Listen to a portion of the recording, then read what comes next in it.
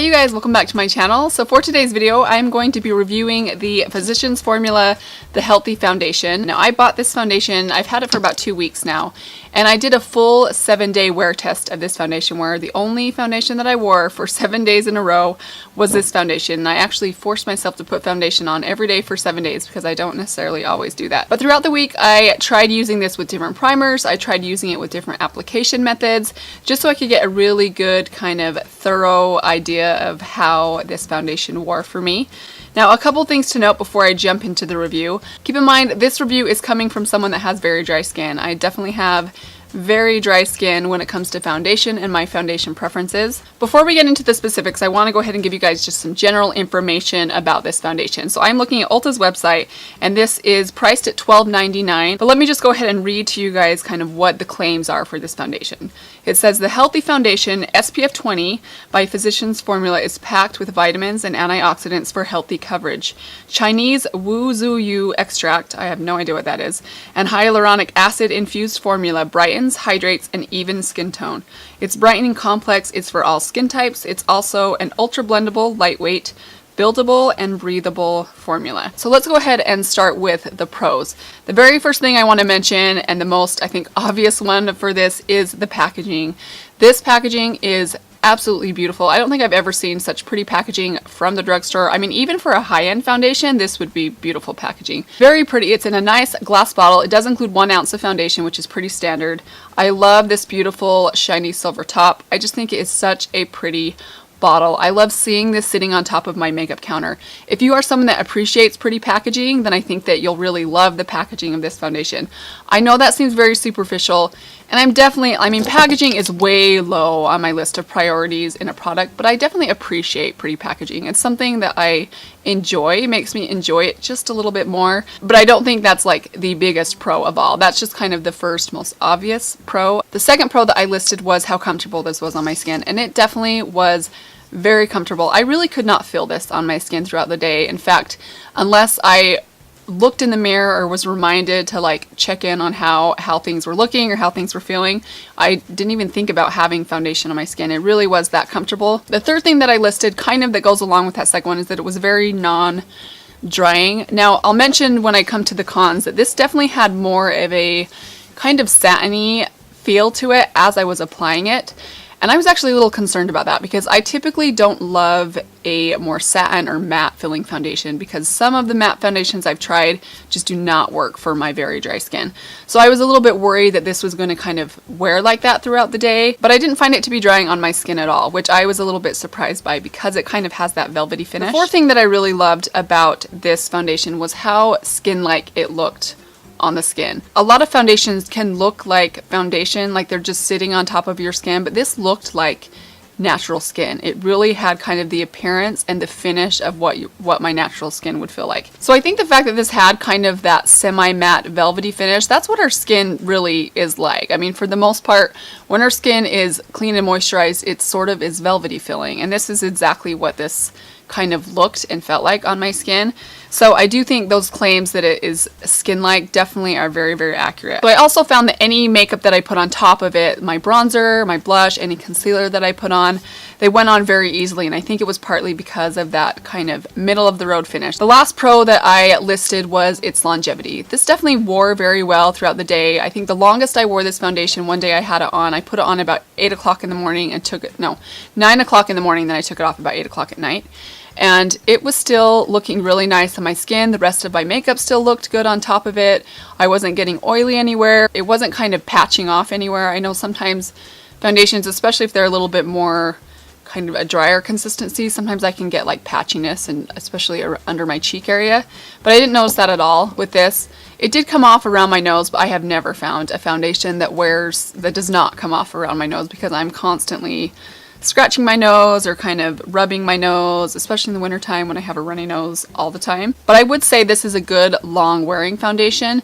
It definitely didn't change throughout the day. Like I felt like when I put it on in the morning, it looked pretty much the same by the time I took it off at night. So those are all the things that I really loved about this foundation, but there were a couple of things that I didn't like so much about it. The first one being also packaging related. When it comes to the packaging, I really love the outside bottle, but I'm not a huge fan of the doe foot applicator. I think the idea of a doe foot applicator in a foundation. I don't mind. The only reason I didn't like this particular doe foot applicator is I didn't feel like it held a lot of product on it. Even though it looks very large, I feel like I had to go back in about 3 or 4 or 5 times to get enough product on the back of my hand before I could go in and either apply that with my blending sponge or with a brush or with my fingers. I know that's not a huge deal, but there were a couple days where I felt like I was kind of in a hurry, and just having to like go back in 3 or 4 times ended up taking time that I felt like was a little bit irritating. I definitely think ideally this would be in a pump, but that's just one thing to be aware of. If you're the type of person that has contamination concerns when it comes to your packaging,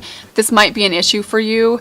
I definitely don't think it's a huge deal. I mean, it's something I can definitely look over. When it comes to cons, this is the first thing I'm mentioning, but it's not like the biggest con for me. I can definitely overlook that, but I did find it to be a little bit annoying. The second thing that I listed that I didn't really love was, again, that satin texture that I mentioned before. Now, this really comes down to just personal preference. And really the only reason for that is because I have had some experiences with other types of foundations that have a similar type of finish that haven't worked for me.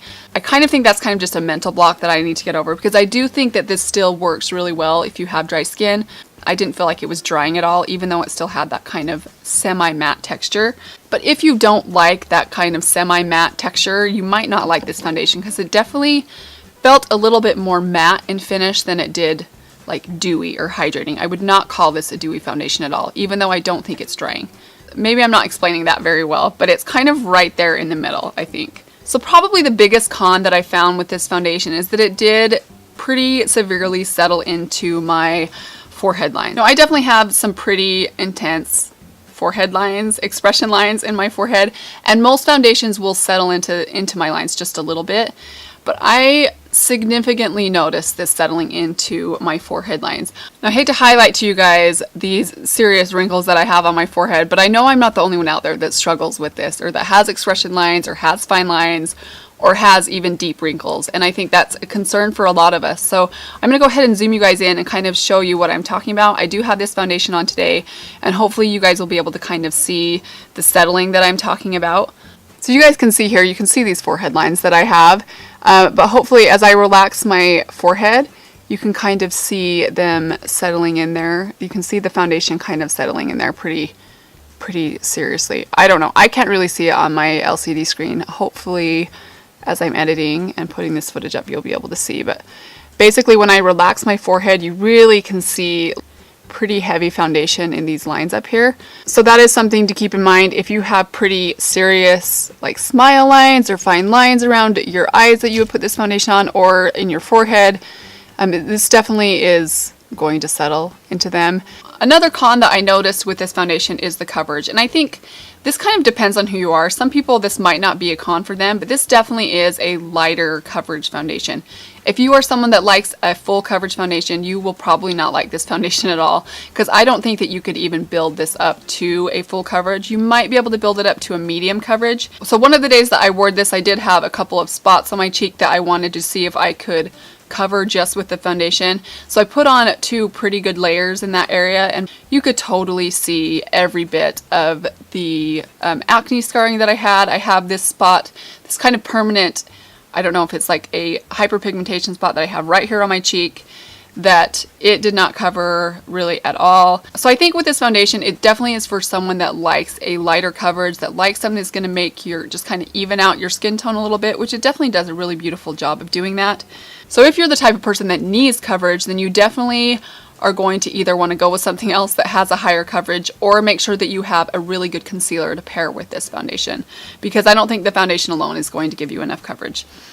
Now, the very last con that I want to mention is the price. Now, don't get me wrong, I think that this foundation is a good one. The packaging is beautiful.